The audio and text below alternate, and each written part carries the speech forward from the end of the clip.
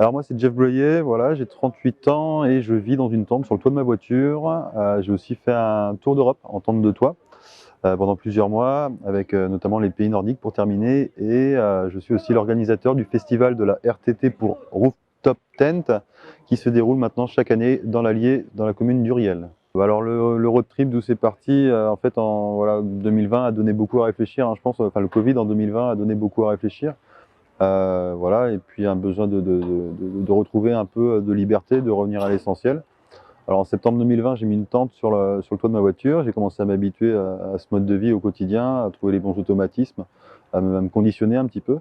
Pendant un an comme ça, et septembre 2021, je suis parti faire justement un petit tour d'Europe pendant plusieurs mois. Donc on a commencé par la Corse, Sardaigne, Italie, Croatie, Slovénie, Autriche, République tchèque, Pologne, les pays baltes. Après, on a pris le ferry, direction la Finlande, la Norvège, et finir en redescendant par la Suède. Donc, une belle expérience. C'était vraiment une belle expérience. J'ai vraiment passé des moments exceptionnels. Ça m'a ouvert les yeux sur beaucoup de choses aussi. Ça m'a appris à relativiser certaines choses. Des moments particuliers ou des choses qui sont un petit peu sorties du lot. Euh, la beauté des paysages en Norvège. La Norvège, c'est impressionnant. Vraiment, je me remémore, j'en fais des rêves encore la nuit tellement c'était beau et ça manque quelque part. Mais ce qui m'a le plus frappé en fait dans ce voyage, c'est la Finlande. C'est les Finlandais, plus exactement, parce que c'est leur bienveillance, le côté chaleureux et ils viennent vers vous, ils essaient de voir un petit peu si vous manquez de rien, si tout va bien. C'est des choses que je pensais perdues un petit peu. Je pensais que c'était perdu ce genre de choses, mais non, ça existe encore et on a encore ça. En fait, la Finlande, le finlandais, c'est un mélange du marin et du montagnard, quoi. On a vraiment un esprit très solidaire, bienveillant et chaleureux. Et ça a vraiment été le coup de cœur de ce road trip. Ça a été un peu la révélation. Je ne pensais pas découvrir ça et j'ai vraiment adoré.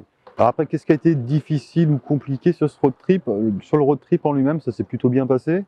C'est le retour en France en fait qui a été compliqué. C'est le retour non pas à la réalité tout court, mais à une réalité qui est la réalité française. Quand on revient en France, très clairement, ça pique un peu. Voilà, après avoir découvert des mentalités, des cultures, notamment dans les pays nordiques, revenir en France, c'est assez particulier, c'est assez difficile en fait. Le retour, il m'a fallu plusieurs semaines pour vraiment atterrir et me dire, ça y est, je suis bien rentré. Et ça n'a pas été simple à gérer, ça. Ouais. Il m'a fallu quelques semaines et c'est quelque chose que j'avais pas du tout préparé. J'aurais dû sûrement travailler avec des sas de décompression, peut-être, y aller étape par étape. J'avais pas du tout préparé ça et je m'en suis un peu voulu après parce que j'ai pas forcément bien réagi quand je suis rentré en France.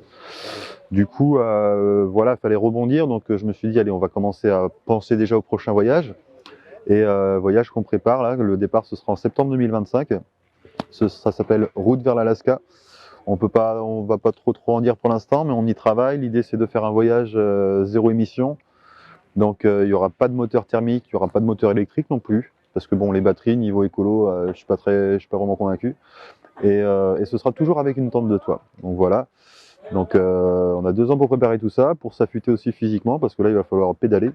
Et voilà, il me fallait un nouvel élan pour rebondir et digérer un petit peu ce retour en France qui a été un peu compliqué à absorber. Donc là, ce week-end, Van Life Expo, Philippe Collas, l'organisateur, m'a appelé il y a quelques semaines pour me dire tiens, est-ce que ça t'intéresse de venir faire une petite conférence? Tu nous parles un peu voilà, de mon voyage, du road trip, tout ça. Donc déjà, j'étais touché parce que c'est valorisant et puis c'était une première pour moi. Même j'organise le festival de la RTT, Rooftop Tent, dans l'Allier et je crois que j'ai beaucoup à apprendre de Philippe sur son organisation, sur ouais, tout ce qui est organisation. Il a vraiment fait le job. On a eu une très belle fréquentation, que ce soit le samedi ou le dimanche. Donc merci beaucoup Philippe pour cette invitation. Une première pour moi, mais vraiment j'ai adoré. Et puis si tu refais ça, je re-signe direct. Voilà, avec grand plaisir. Donc non, vraiment un salon qui est assez intéressant et un petit côté atypique aussi. Et ça fait écho un petit peu chez moi, c'est que voilà, j'étais dans l'espace avec tous les van lifers là, donc des belles rencontres, des belles histoires que chacun a pu partager. C'était assez sympa.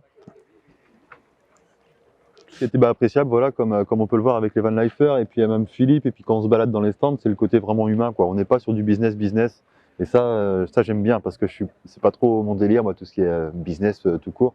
Non, non, là, Philippe, déjà, on est dans l'humain, donc forcément, c'est ce qu'il essaie de véhiculer avec les exposants, avec les conférenciers, et les visiteurs dans sa façon d'accueillir les gens. Et ça, c'est génial, on est vraiment dans l'esprit van life. Donc, non, vraiment, j'ai passé un très bon week-end et quand il veut, je reviens.